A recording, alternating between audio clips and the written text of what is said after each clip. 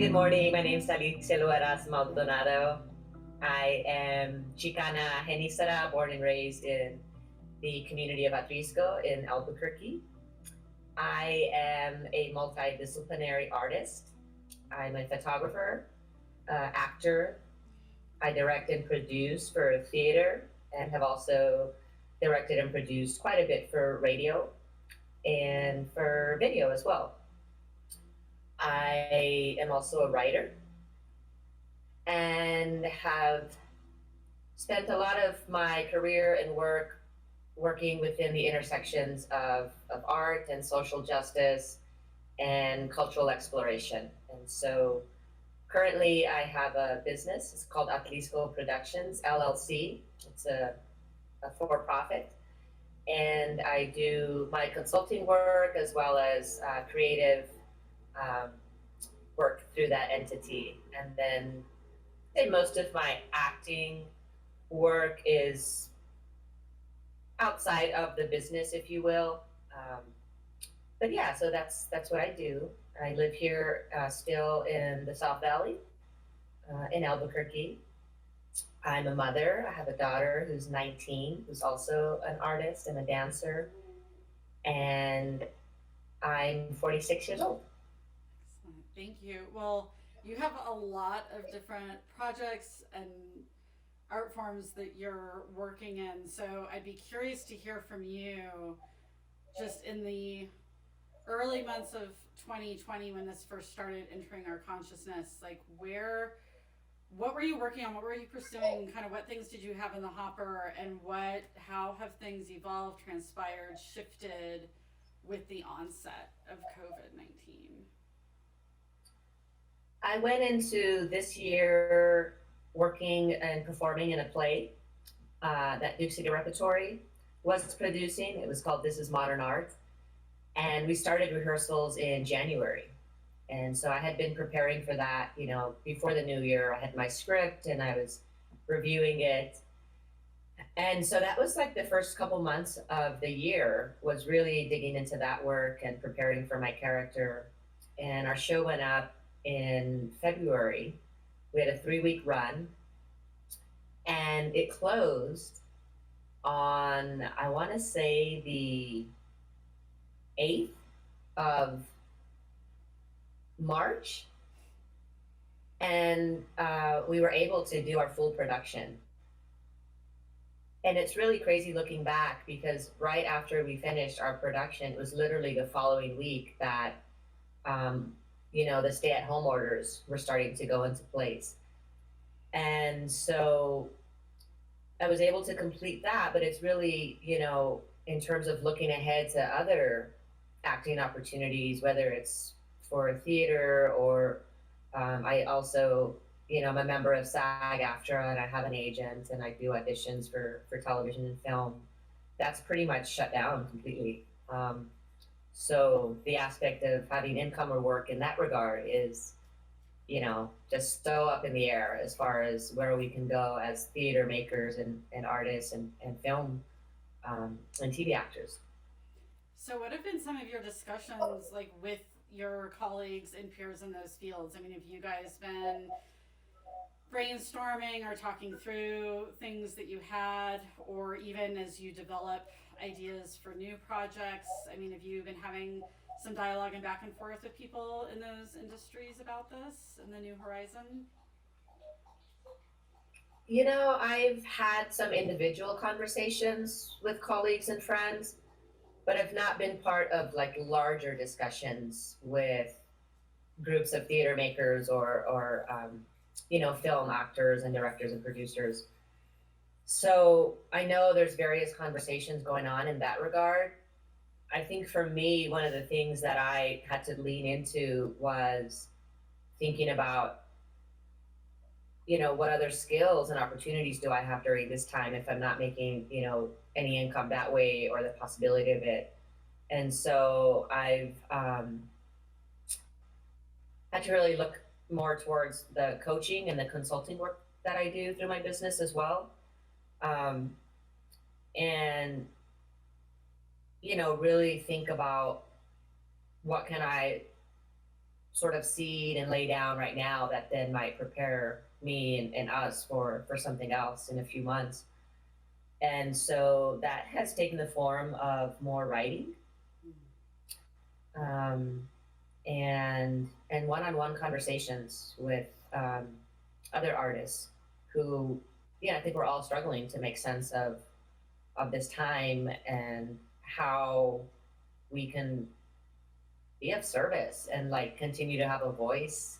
Um, and I think particularly in times like this, it's in my opinion like the voice of artists that really help to capture what a community or a nation or even beyond a particular nation, what folks are feeling and experiencing. And so I've been doing a lot of thinking about what that might look like for myself and reading and looking for other opportunities. I know there's a lot of funds and grants, and it can be a little overwhelming to think about what that would look like.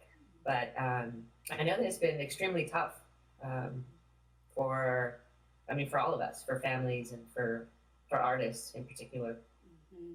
And in one of the conversations I had, one of the things I'm asking people at the end of their interviews is if they have questions for their fellow artists, like something that they would be curious to hear about. And I know one of the individuals I spoke with was interested in terms of, like what are people doing in terms of pursuing or getting out there or grants, or where they see themselves in that process, or how they fit into that, or what they're trying to garner from that. So are there things that you've been pursuing, or your art collectives and things have been trying to investigate and explore? Yeah, I, definitely, this is something that I've been wanting to really pursue even pre, COVID-19. But it just becomes even more clear during this time, is really doing more storytelling in community. And I've done projects in the past that really centered on telling our own stories, particularly with women and women of color. And it's been a few years since I have, called together a group of folks to write our stories and then produce a show. And so I'm really feeling that right now, and even talking to a few close friends, they're really feeling that. They're like, I really want to take some time to write, take some time to share, create some stories that we can put out into the world, and into our communities. And so I am really thinking about what that might look like, what form that might take, and who knows how long this is going to last. So I was talking to a friend yesterday actually, and we're like, okay, so do we meet at a park and sit 6 feet apart in a circle and write together for 40 minutes and then read back what we've written and then continue to do that, or do we do it like this in a virtual format? I think the most important thing is to just make the time for that. And so that's definitely one thing I would love to continue exploring what that might look like. And I love to do interviews as well. I have a background in that, and so my mind's been going about like, who do I want to interview? Who do I want to talk to? Who are the people that I'm really thinking about during this time? And I want to interview my father. I've been wanting to do that for a little while, and I'm like, I need to do it. I need to do it. I had a cousin who was recently diagnosed with prostate cancer, and I think, given the time that we're in, there's a real sense of mortality. And so he reached out and he was like, hey, can you come over and interview me and photograph my house and photograph, he's a welder and he does projects like that. And he's like, I want someone to document my life. I want to leave a legacy, not just like me being sick and, the work that I've done in life in terms of like a career. He goes, but I want to leave something. So And then I had an aunt who was like begging me to come over and she wants to talk, and she's in her 70s now. And so I think there's a real pull for like folks wanting to share their story and their legacy and what will they leave behind. Mm-hmm. So, yeah. I find it really interesting in this time where we're all supposed to be socially isolated that this like yearn and pull for connecting is stronger than ever. And we're also faced with like how our timetable is shifting as well. I mean, all these things you're touching on are like universally, what people are feeling, but then in our own specific, unique lives and life experience, what we do with that. And I think also what you're saying too, beyond just whatever we're confronting emotionally with the unique terms of this pandemic, that life has its own continuum regardless. Parents or your aunt aging and your cousin being ill, like that has its own continuum and it's beyond the pandemic. It has its own thing. So there's just a lot of processing, What do you think? What are the things that are really resonating for you right now beyond just like those themes, but just even I think about like the community and the fact like where we live, where you live, like your home. I don't know. How, are you connecting with it even in a different way, or just being here, weathering through this pandemic in our home and with your life and with the people that surround you in your heart? Like, how do you look at that for yourself in these times? I feel extremely grateful that, I am able to be in this time at home and that I have a home, and where I live in the South Valley is a very beautiful place. I live right at the end of a street that's cornered by two acequias. And so,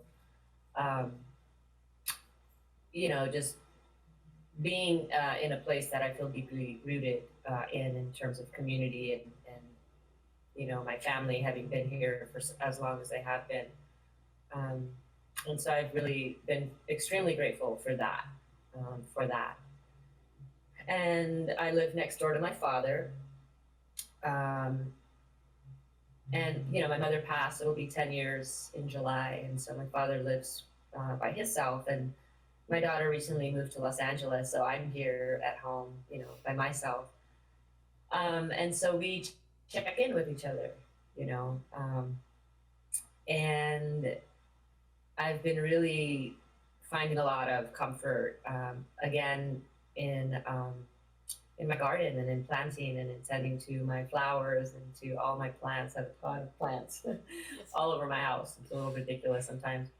And then I garden and I plant. And so I really recently wrote a blog post for a blog that's asked me to contribute some writing. And I wrote a piece called Staying Rooted in the Pandemic, which was really about like what's keeping me grounded and rooted during this time. And it was about planting my seeds and how important that is. And I have seeds that I've saved for many, many years that I replant every year that have come to me through various friends or family or seed trades. And just how important that is in times like this to remember to plant our seeds, how important it is to be able to grow our own food, to be able to take care of ourselves, to really honor the traditions and the medicine that's been passed down through our ancestors. And so really, really, really calling on, my ancestors to be present and help me in this time. So that's been offering me a lot of comfort and grounding. Every day I go outside and I look at my little seedlings, I look at my plants, I'm like taking count of what's sprouting, what's not sprouting, what are the conditions. I had a fucking worm that like went and ate all the heads off my heirloom tomato seedlings that were coming up, and kept going in the morning, and I would see like one little head was gone, and I was like, wow, something's eating it. And I was looking and looking, and I went up north camping this past weekend, and when I came back, it was like only like three little seedlings left, the little tops, and I was like, something's getting it. So I brought it inside, and then the next morning I went to look at it, and they were all gone, and I was like, what the hell? So I like took off my glasses and I looked really closely, and there was this little worm that was just alongside the stem. And so what it does is it crawls up the stem, eats the top of the seedling, goes down, goes to the next one. So like, I'm just like, but yeah, so, I'm writing a follow-up blog post that's about the seeds that we plant. And so it can be literally the seeds we plant, like, are you planting corn? Are you planting tomatoes? Are you planting squash? And then it's also metaphorically, like, what seeds do we plant in our hearts and in ourselves? And so I'm working on that right now. That's amazing. Yeah. I love how, because I think the general feeling for so many people is just this feeling of being kind of untethered right now and just kind of adrift. And so I think these things like thinking about taking root and thinking about, connecting with where you are, it helps bring us back into that place where we can feel more centered. And so I think those words must be really helpful for all the people that are reading it. And I think also with that, I mean, I those are those universal feelings, I think, that people are craving and wanting, and they want to know about those things. Are there anything that you think might be, in terms of things you're already exploring? I think that this pandemic nurtures that, but is it bringing up new things that you haven't brought into your own work before that does feel like, is it providing any kind of inspiration in a way that themes you haven't explored with your work up till now? I think one of the things that it's really pushing me to think about is really honoring my own voice and sharing that authentically. That's always been probably the most vulnerable place to be and one of the hardest things to do. And I think about my photography and what that means to me, and I have focused more on documentary photography in the past, and still life portraits, and thinking about what it might be to turn the camera on myself as a visual artist, to share my own story, which is terrifying, and people tell me all the time, they're like, it's so wild, Alicia, like you can go on stage and perform in front of all these people and perform in plays, or you can go audition for films or TV, do a lot of radio work. And yet there's this difference when you turn it on yourself and you're speaking your own words, right? And so I'm exploring that and thinking about what that would look like. For many years, I've wanted to do, a video broadcast or a radio podcast, that really just sort of combines interview and then like a lot of just sort of self-reflection and thought. And, I'm always like, oh, I'll do it, it'll happen. And then I get caught up in another project or doing something else. And so really thinking about, what that would look like, and really trying to push and challenge myself to maybe peel back that layer a little bit, which this writing has, writing for this blog has been sort of jumping back into that, because I hadn't written for a blog in many, many years. And the writing that I did back in the day was a little bit more for work, and it was sort of reflecting on work stuff versus just what's on my mind, what do I want to share and think about, and just doing it without judgment or without like too much self-censoring, Right. Right. which I think I tend to do. I'll self-censor and I'll like be very judgmental about like, you know, how will this be received or what is it like versus just saying, this is what I have to offer right now, and that's it. So that's definitely coming up for me. Um, you know, I have the real honor and privilege. I'm part of a cohort, a coaching cohort that started in January, and it's a cohort that's New Mexico specific. So all of us that are in the program all live and work in New Mexico, and it's all people of color. Um, and it's a 9 month program. So at the end of the 9 months, we'll all be certified coaches. And the it's coaching for equity and transformation. So there's a real focus on equity, inclusion, you know, racial justice, transformation.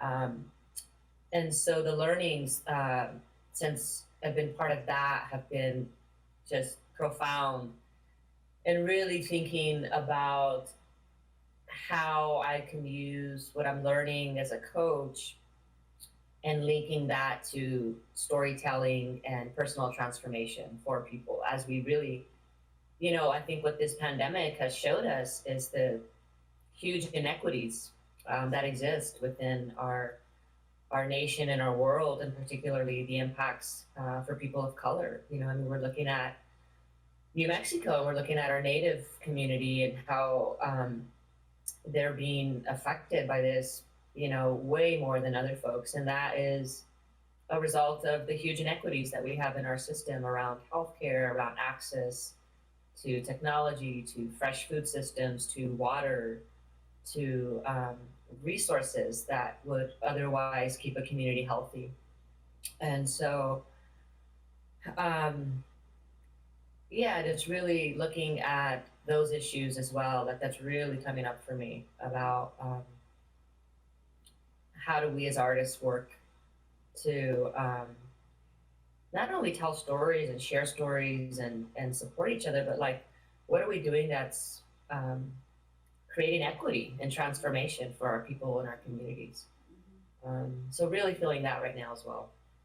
What are some of the things from the coaching? Like, are there any like specifics you can talk to? Like, some of the seeds that have been planted from the coaching that you're translating and carrying over right now? Like, because I feel like you're in the process of it now. You're like in the thick of it. So I'll be really curious to see what happens, like 6 months from now, like a year from now. But because you're in it and it's just now kind of coming through, like, what's really resonating with you, and how do you see it manifesting in some of the things that you're considering?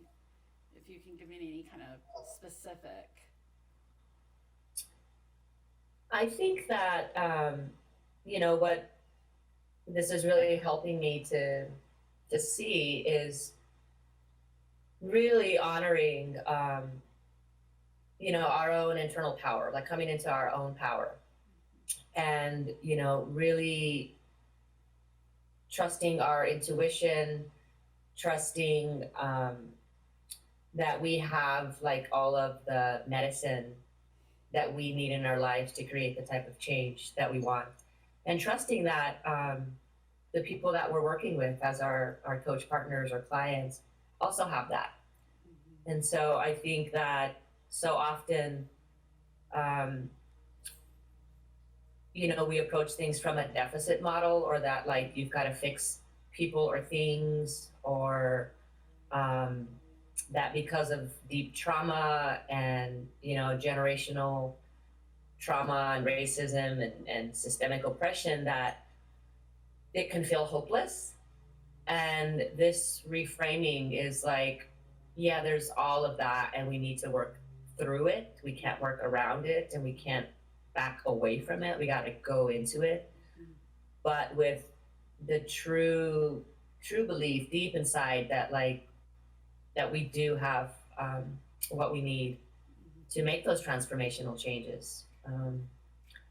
And so that's been something for me that, you know, allows me to have more hope, because it can feel like, oh my God, like where do you even start, you know? Right. And with the coaching, the first thing is just to listen. Just listening. You know, you don't have the answers. You don't have to tell someone what to do. You don't have to um, have any expected outcomes. You just listen. Um, and so that's been really profound for me. Yeah. That's amazing. Well, I think also this time, I feel like so much of there aren't answers and we just have questions, you know? And so I think it's like being really honest with how we feel about the questions and what the questions like bring up inside of us too, will be it like any anxiety or feeling of hopelessness or whatever it may be.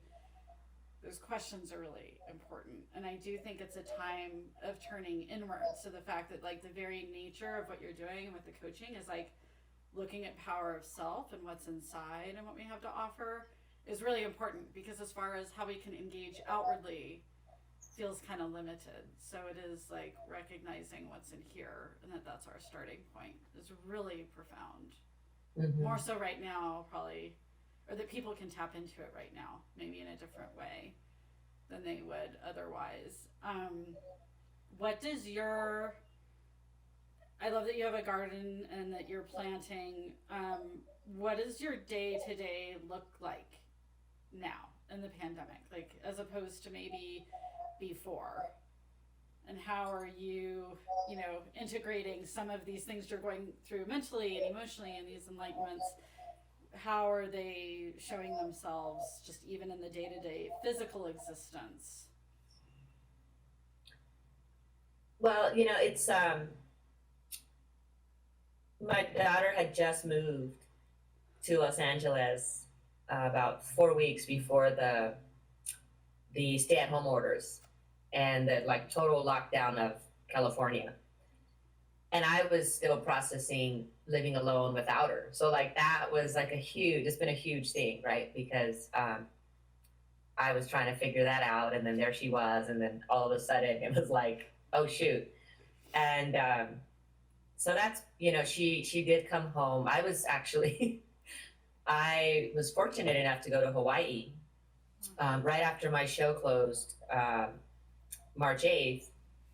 I flew out to Hawaii for a week with for a yoga retreat in Kauai, and it was like such a dream come true. And I went out there as part of like the organizing team to help with the retreats, and I was also able to be there and participate. But so it was like we were in this bubble because we were out there and things hadn't really hit in Hawaii. But I was talking to my daughter every day, and she's like, "Oh my God, Mom, like this is really happening."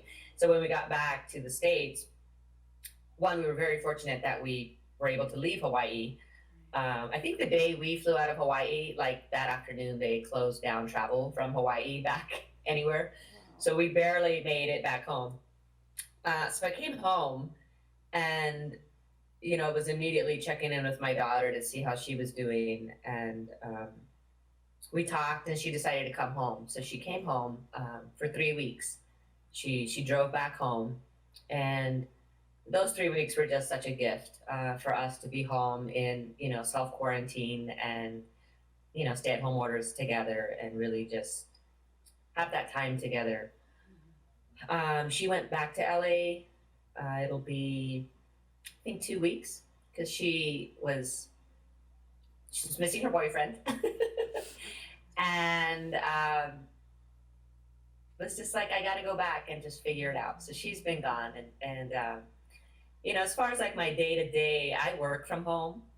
I've worked from home for the last 7 years. After my divorce and my husband moved out, I ended up letting go of my office space and just working from home. So that hasn't changed much for me.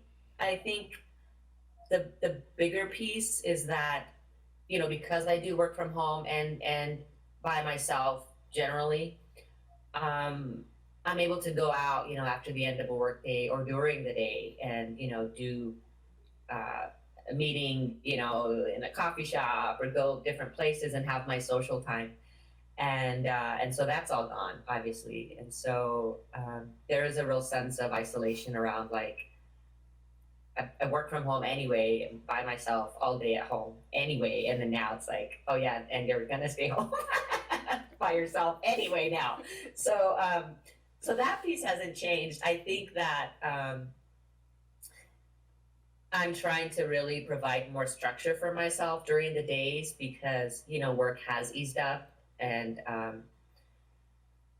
I could just be like outside, you know, trying to make busy work for myself, pulling weeds or checking on my garden or like, you know, washing clothes, washing the dishes, picking off lint from the carpet. I mean, like, you know, anything to distract myself from like work. So I'm trying to be very disciplined about that. Before, you know, the stay-at-home orders and the pandemic, I was already doing quite a bit of meetings by Zoom. Anyhow, for my coaching uh, program, we would do our every week. We would have a Zoom call with our coach trainers and our cohort members. So that was going on, and another contract that I have, my two team leads, directors, they're in New York, and so we would do our weekly staff meetings via Zoom. So I was pretty familiar with the Zoom platform and doing that. Of course, that's, you know, increased tenfold. So, so yeah, lots of online Zoom meetings every day. Trying to carve out some time to write, and you know, wanting to figure out a little bit more discipline about like what would the storytelling projects that I want to do look like, to really manifest those. Um, but yeah, I mean, it's, you know, it's getting up, feeding my dog, feeding my cat, letting them out, making my coffee, cooking something, zooming, and checking on my seedlings at least 20 times a day to, you know, see how they're doing.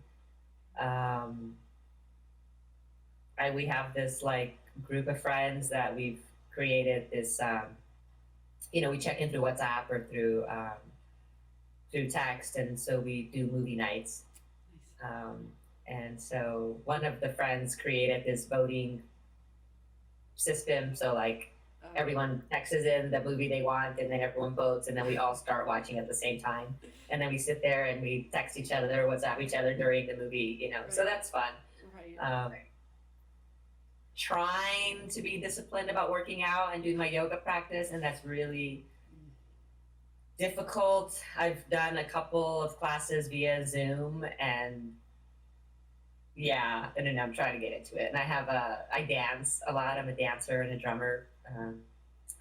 And my African dance teacher keeps sharing all these African dance classes that we can do online. And I still have yet to do one because I'm just like, I don't know yet. So definitely not moving as much, although I'm considering all the yard work I'm doing as my form of exercise right now. So that counts for something. Right. But yeah, I mean, that's kind of my day, you know, it's, yeah, there it is right there. Nothing too exciting. But it's interesting because all the artists I've talked to, I mean, artists just by what they do, whatever their practice is, or if they're working from home or a studio, everyone has kind of developed their own discipline, and I do feel that artists are really malleable, and everyone's always trying to, you know, hustle and recalibrate like with where they're at. So in some ways, I feel like the creatives or the artists probably had some more training to endure, you know, these unique circumstances, maybe more so than others. Just out of the people I've been talking to, and just the resourcefulness and the resilience of all of the artists is really amazing. Is there anything? I want to look to my questions here. So aside from the movement, though, I mean, is there anything else that's really been a struggle, like the hardest part of this for you, would you say? I think that, you know, I suffer from depression. I have since I was a teen. And, you know, I've been on medication throughout the years and done therapy. And I think that, like, last week I hit like a real bump where I was just down, like all day down.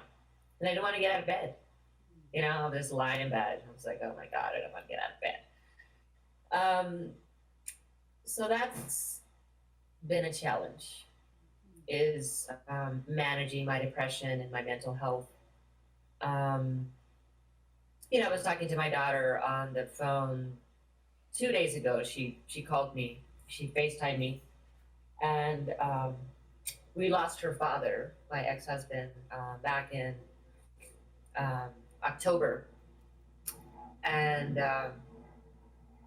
so that's been a relatively recent loss and a big loss, And she was just feeling really down, and she was crying. She called me, and I just needed someone to talk to,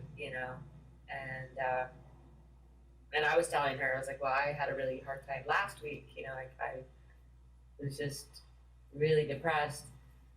I said, and I'll do better this week. I said, I just have to get up in the morning, wash my face, brush my teeth, put on some clothes, put on some earrings and lipstick, if you will, and just fake it until until you're just feeling better. I said, and she's like, yeah, I feel you. And people say that all the time, right? Fake it till you make it, and there is some truth in that. And then there's also like, okay, what do you really need to do? What do you have in you to just sort of take a deep breath, center, and call in your power, and do your daily gratitude, keep moving forward. So yeah, that's been a challenge, and I've talked to several friends and artists who are dealing with mental health issues, as well. So I think for me, I feel very grateful that I have a good network of people that I can reach out to and talk to, and that I do have creative outlets that I can sort of release things into. Um, but yeah, that's definitely been a challenge, I will say. Absolutely. Yeah, I have that as well. Like I have major depressive disorder, and talking to a couple other people that have shared that as well in their interviews, and it's not easy anyway. And then when you get in your own head and spend a lot of time in there and alone, it's just that much more. Yeah. Um, where where do you see yourself? I just have a couple more questions. Where do you see yourself in your artistic pursuits a year from now?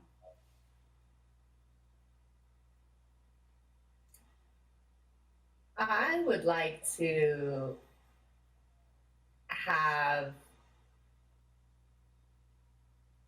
really sunk into my writing and storytelling, and have produced some work around that, whether it's a theater production or maybe a short film. Because I think often of the stories that I see, particularly in Hollywood or mainstream media, and I don't see myself represented in those stories very often.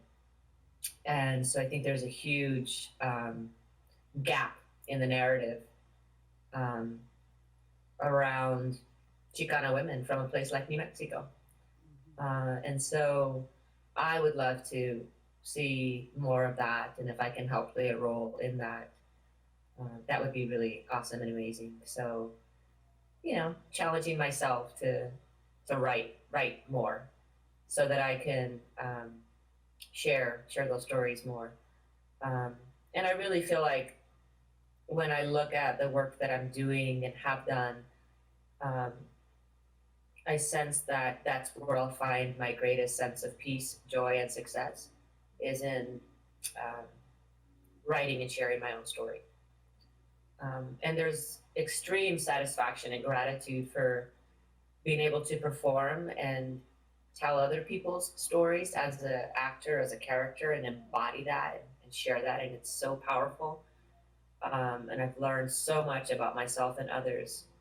But I really want to challenge myself to tell my own story more, and to go there and feel all the feels, the vulnerability, the hurt, the pain, the the joy, all of that it brings and the challenges, and just go into it.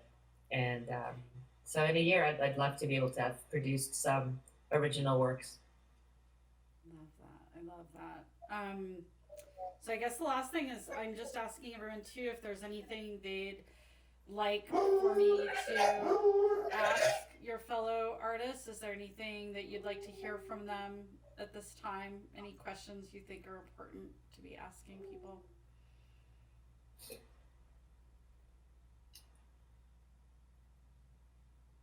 Yeah, I think that, I would love to hear more from artists about what is keeping them grounded and rooted in their practice. And,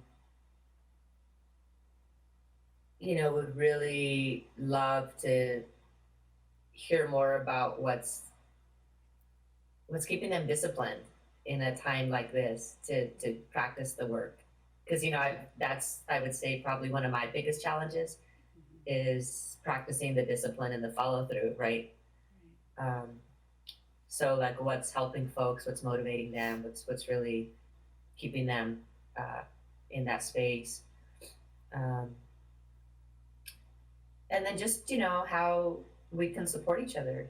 I feel really grateful for all the things that I've seen out there for artists and by artists. And I'd love to keep exploring and learning, what else is out there for us during this time to help support us and in our art.